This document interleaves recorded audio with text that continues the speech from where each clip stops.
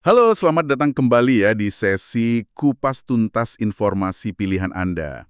Hari ini kita mau bahas sesuatu yang mungkin sering banget Anda lihat, tapi jarang kepikiran lebih jauh. Kita ngomongin soal tembaga. Betul, logam yang warnanya kemerahan itu ya, ada di mana-mana kayaknya. Iya kan? Dari kabel listrik, pipa air, mungkin sampai koin receh di dompet Anda. Nah, kita punya materi nih, judulnya Tembaga, Sifat, Kegunaan, dan Fakta. Oke, Jadi misi kita kali ini kita coba gali intisarinya lah.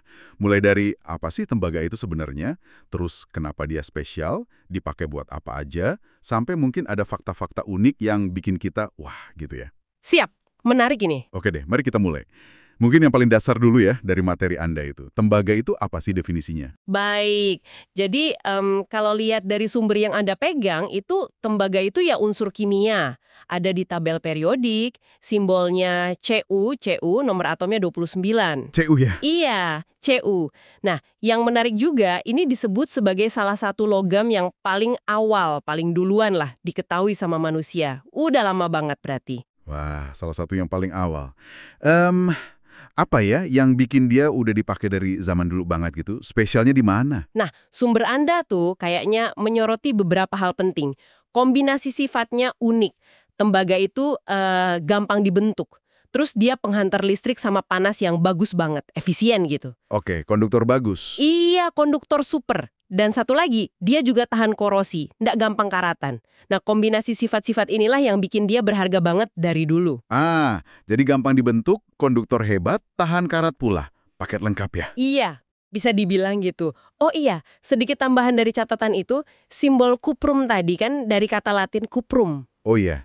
Itu nunjuk ke Siprus. Pulau Siprus itu tempat orang Romawi dulu banyak nambang tembaga. Jadi emang sejarahnya panjang banget ini logam. Oke. Menarik nih asal-usul namanya. Nah, kita perdalam lagi soal sifat-sifatnya ya. Materi Anda kan kasih deskripsi fisik nih. Warnanya khas ya, merah kecoklatan gitu, mengkilap. Betul, khas banget warnanya. Terus ada data berat jenisnya sekitar 8,96 gram per sentimeter kubik. Titik lelehnya juga lumayan tinggi ya, 1085 derajat Celcius. Tinggi itu. Tapi yang agak kontras mungkin ya, info di situ juga bilang kalau tembaga ini lunak dan lentur. Loh, lunak tapi titik leleh tinggi, gimana tuh? Dan lunaknya ini gunanya apa? Justru itu, kombinasi ini yang jadi kuncinya. Seperti yang dijelaskan di materi Anda. Lenturnya itu artinya dia bisa ditarik jadi kawat yang tipis banget tanpa gampang putus. Oh, buat kabel ya? Nah, itu dia. Penting banget buat kabel listrik. Sementara sifat lunaknya, itu artinya dia gampang dibentuk. Mau dipipihkan jadi lembaran, atau ditempe jadi bentuk aneh-aneh, itu bisa. Oke, jadi mudah diolah ya? Betul. Tapi emang yang paling utama, yang paling sering disebut di catatan Anda itu, ya konduktivitas listrik sama panasnya yang luar biasa. Itu yang paling top ya? Iya, cuma perak sih yang sedikit di atasnya. Tapi kan perak mahal ya. Jadi tembaga ini pilihan paling oke lah secara ekonomi dan performa untuk urusan listrik dan panas. Makanya dominan banget. Masuk akal banget sih. Kombinasi lunak, lentur, tapi juga konduktor super. Dan ekonomis. Pantesan dipakai di mana-mana. Nah, ngomongin dipakai di mana-mana, sumber Anda kan lanjut ngebahas kegunaannya nih. Iya, banyak yang sebutin ya. Banyak banget. Yang paling jelas ya tadi, kabel listrik sama komponen elektronik. Udah jelas karena konduktivitasnya. Tapi di sini juga disebut untuk pipa air dan gas. Kenapa pipa pakai tembaga? Nah, ini balik lagi ke sifat yang tadi. Yang tahan korosi itu loh. Oh, yang tahan karat itu. Iya, informasi Anda kan menekankan itu. Tembaga itu awet, gak gampang rusak kalau kena air atau beberapa jenis gas. Jadi bagus buat saluran air bersih atau gas, biar tahan lama dan aman, gak mencemari isinya. Oke, jadi buat pipa dia awet ya. Betul. Terus, materi Anda juga nyebut pemakaian di mesin dan kendaraan. Contohnya radiator mobil, sistem rem. Radiator kenapa pakai tembaga? Kalau sistem rem, mungkin lebih ke daya tahan fisiknya. Jadi, ya itu lagi, kombinasi sifatnya lagi yang kepake. Bener juga ya, selalu kombinasi sifatnya yang jadi kunci. Nah, pembahasan di materi Anda nggak berhenti di tembaga murni aja nih. Disebut juga soal paduan logam. Ada kuningan, atau brass, Dress, iya. sama perunggu atau bronze. Ini bedanya apa sih? Kenapa tembaga perlu dicampur-campur segala? Penjelasan di sumber Anda cukup jelas kok. Gampangnya gini, kuningan itu campuran tembaga sama seng, Zn. Tembaga plus seng jadi kuningan. Iya. Kalau perunggu itu tembaga dicampurnya sama timah, Sn. Tembaga plus timah jadi perunggu. Oke, terus kenapa dicampur? Tujuannya, seperti yang bisa Tika tangkap dari catatan Anda, itu buat bikin material baru yang sifatnya beda. Mungkin lebih pas buat kegunaan lain dibanding tembaga murni. Oh, jadi kayak di custom gitu sifatnya? Persis. Misalnya kuningan, seringnya lebih keras dikit dari tembaga, warnanya juga beda kan? Kuning emas gitu, bagus buat alat musik tiup, hiasan, atau komponen kecil. Perunggu gimana? Nah, perunggu itu biasanya lebih keras lagi, lebih tahan aus. Makanya cocok buat patung yang awet, medali, bantalan mesin. Dan di catatan Anda juga disebutkan buat perhiasan, seni logam, sama koin juga. Oh iya, koin juga ya? Jadi paduan ini bikin tembaga makin luas lagi ya penggunaannya? Betul, jadi lebih fleksibel. Paham. Ini kayak resep masakan ya. Dicampur-campur biar dapat rasa baru. Nah, semua tembaga ini asalnya dari mana sih? Apa kayak emas gitu? Kadang nemu aja sebongkah. Materi Anda nyebut beberapa nama mineral. Chalcopyrite, bornite, malachite. Namanya susah-susah ya? Iya, nama mineral emang suka gitu. Itu nama-nama batuan utama tempat tembaga terjebak di alam. Jadi dia biasanya nyatu sama unsur lain kayak besi, belerang, atau karbonat gitu. Jadi nggak nemu langsung bentuk logam gitu ya? Jarang banget, kalaupun ada jumlahnya kecil. Itu disebut native copper. Jadi umumnya ya harus nambang batu-batu mineral tadi. Chalcopyrite, bornite, malachite, itu contohnya. Terus diapain batuannya? Nah, setelah ditambang, batuannya itu harus diolah lagi lewat proses metalurgi yang cukup panjang dan rumit buat misahin tembaga murninya dari unsur lain. Nggak simpel prosesnya. Oke, jadi dari tambang, proses, baru jadi logam tembaga. Betul. Oh ya, ada info geografis juga kan di catatan Anda? Negara kayak Chile, Peru, sama Tiongkok itu disebut produsen utama dunia. Ini penting juga buat tahu sumbernya dari mana aja secara global. Sip.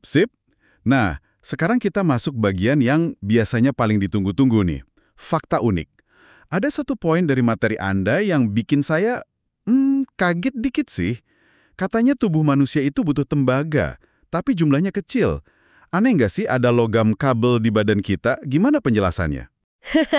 Iya, ini emang menarik banget ya dari info yang Anda punya. Kita kenalnya kan material industri ya, tapi ternyata tembaga itu juga termasuk mikronutrien esensial buat tubuh kita. Esensial, berarti penting banget dong. Buat apa emangnya? Banget. Materi Anda ngejelasin beberapa fungsi vitalnya. Dia itu bantu proses pembentukan sel darah merah, penting buat jaga kesehatan saraf kita, terus ikut dukung sistem imun juga. Wah, banyak juga ya perannya. Iya, tapi kuncinya seperti ditekankan di catatan itu jumlahnya harus pas. Kecil banget, makanya disebut trace element. Kalau kebanyakan ya bisa jadi racun, tapi kalau kekurangan juga bisa ganggu fungsi tubuh tadi. Jadi harus seimbang. Luar biasa ya, ada peran biologisnya juga. Terus, ada satu fakta lagi nih. Lapisan hijau yang kadang muncul di barang tembaga atau perunggu yang udah tua. Kayak di patung atau atap gitu. Namanya patina. Itu karat bukan sih? Nah, penjelasan di sumber Anda bagus nih soal ini. Patina itu emang hasil reaksi kimia. Permukaan tembaga ketemu sama udara, oksigen, karbon dioksida, plus air atau lembab, lama-lama bereaksi. Jadi kayak karat dong. Mirip, tapi beda efeknya. Kalau karat di besi, kan biasanya merusak ya, bikin keropos gitu. Nah, kalau patina di tembaga ini, uniknya, seringkali malah jadi lapisan pelindung. Pelindung? Gimana maksudnya? Jadi, lapisan hijau atau kadang bisa biru atau hitam itu justru ngelindungin logam tembaga di bawahnya biar nggak korosi lebih parah lagi. Makanya banyak patung perunggu atau atap tembaga bisa awet ratusan tahun. Patina itu jadi kayak jaket pelindung alaminya. Oh, jadi bukan tanda rusak malah bagus ya. Contohnya apa tuh yang terkenal? Mungkin yang paling gampang diingat ya, warna hijaunya patung Liberty di Amerika. Itu kan aslinya warna tembaga, tapi lama-lama jadi hijau karena patina. Ah iya, bener banget. Baru tahu saya kalau itu justru pelindung. Keren ya? Oke deh, Jadi kalau kita rangkum dari obrolan kita berdasarkan materi Anda ini, jelas banget ya kalau tembaga, si logam merah ini perannya jauh lebih gede dari sekedar jadi isi kabel listrik. Jauh lebih luas ya. Iya, mulai dari ngalirin listrik, ngalirin air di rumah kita, jadi bagian penting di mobil, bahan buat seni, sampai jadi bagian penting di tubuh kita juga. Yang khas, tadi konduktor bagus, gampang dibentuk, tahan korosi, bisa nyentuh banyak banget aspek hidup kita. Teknologi, kebutuhan dasar, seni, bahkan biologi. Materi Anda meskipun ringkas, udah cukup ngasih gambaran luasnya dampak tembaga ini. Sip, semoga nih ya, obrolan singkat kita dari sumber ini bisa ngasih Anda pemahaman yang lebih kaya lah. Mungkin ada momen, oh gitu toh, soal logam yang sering kita anggap biasa aja ini. Dan mungkin, sebagai penutup ya, ada satu hal yang bisa Anda pikirkan lebih lanjut. Ini pertanyaan yang muncul aja sih dari pemahaman kita soal betapa pentingnya tembaga ini. Apa tuh? Tembaga ini penting banget, apalagi buat energi dan teknologi kan.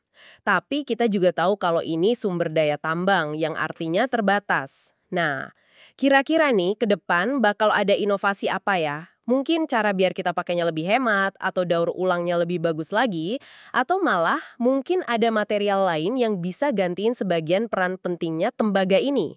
Sesuatu buat direnungkan aja sih. Wah, pertanyaan bagus tuh. Tantangan buat masa depan ya? Iya, tantangan yang menarik.